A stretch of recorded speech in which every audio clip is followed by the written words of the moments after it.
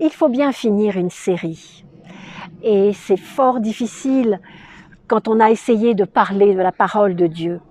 On se dit qu'on a oublié, que j'ai oublié plein d'éléments importants. Une première consolation, c'est que la parole de Dieu, si j'ose dire, mène sa vie. Elle passe pour chacun, chacune, par des chemins nombreux et variés.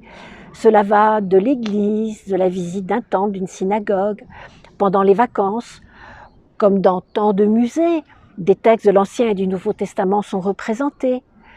Se laisser toucher, c'est déjà entrer dans un chemin de contemplation, de lectio divina, pourrait-on dire.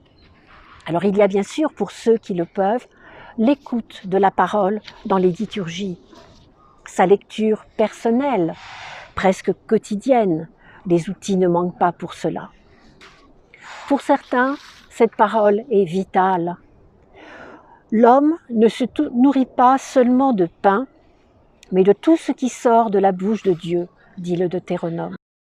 Le texte hébreu de ce passage ne précise pas ce qu'est ce tout. Au lecteur de comprendre qu'il s'agit déjà de la manne donnée à point nommé lors de la traversée du désert. Le chapitre 16 de l'Exode nous dit que ce don est une épreuve. Il s'agit d'y reconnaître l'œuvre de Dieu. L'Israélite n'y est pour rien. La manne, ça pousse tout seul. Enfin, c'est une façon de parler. Ce qui fait vivre l'homme bien concrètement est le don de Dieu. Et pour faire le lien avec tout ce qui s'écrit sur le site de la Conférence des évêques, c'est bien ce que détaille le texte du pape François, Laudato Si. On ne fait pas n'importe quoi des dons de Dieu que sont la terre et ce qu'elle produit. Mais ce qui sort de la bouche de Dieu, c'est bien aussi sa parole.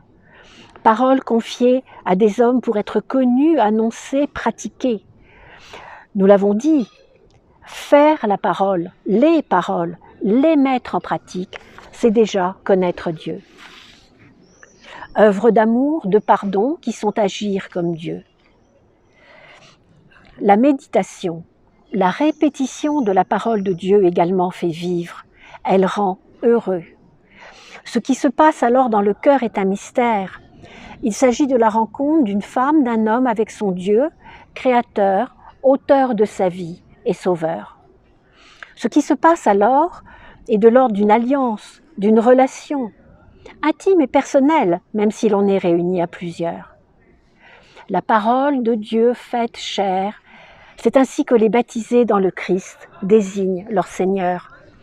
Jésus, le Fils engendré par l'Esprit même de Dieu, Fils unique de Dieu, et Dieu qui parle, Dieu parlant. Qu'il s'agisse de ce qu'il fait ou de ce qu'il dit, c'est tout un don de vie qui redonne vie, guérit tout particulièrement de ce qui sépare de Dieu et des hommes, ce qu'on appelle le péché. Une vie nouvelle est alors redonnée. Nous l'avons évoqué comme nouvelle alliance qui ne sera plus jamais rompue, création nouvelle dans l'épisode précédent. Le don de cette vie est communion au corps du Christ. Ce corps donné en Eucharistie est corps d'un ressuscité, vainqueur de la mort. C'est l'image de la greffe employée par Paul au chapitre 6 de l'Épître aux Romains, de la vigne employée par Jean. Moi je suis la vigne et vous les sarments. Si Dieu se fait connaître et dire en paroles humaines, c'est parce que seule la parole, une parole, suscite une réponse, une parole en retour. Elle n'a pas un effet magique, automatique. Il y a bien peu de phénomènes extraordinaires dans le récit biblique. Mais échanger une parole, des paroles, c'est la condition, le lieu de la liberté. A fortiori, quand c'est le Seigneur Jésus qui parle.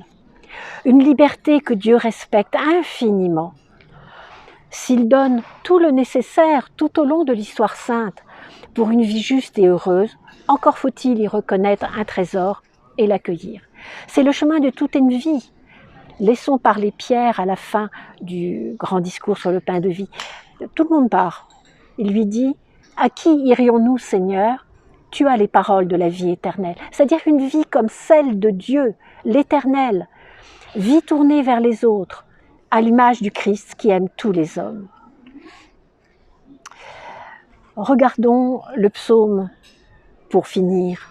« Goûtez et voyez comme est bon le Seigneur, heureux qui s'abrite à lui. » Et s'il nous est demandé aux uns et aux autres d'annoncer, de commenter, de faire vivre et lire la parole de Dieu comme rencontre du Dieu de vie, que nous soit donnée la grâce de le faire en serviteurs fidèles.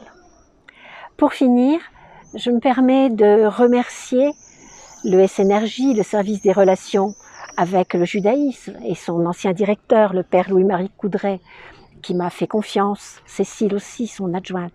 Merci surtout à vous, Virginie Topcha, qui êtes adjointe à la direction de la communication de la Conférence des évêques de France.